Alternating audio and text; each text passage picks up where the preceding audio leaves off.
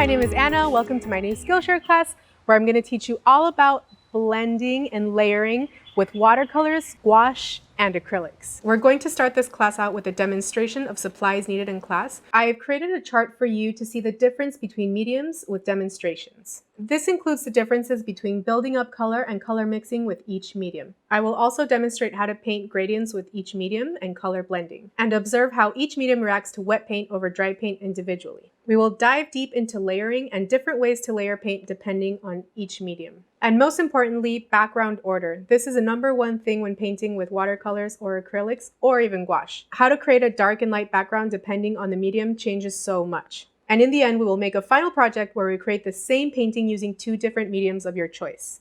I really hope you enjoy this class. I put so much effort into it and I've been thinking about this topic for so long.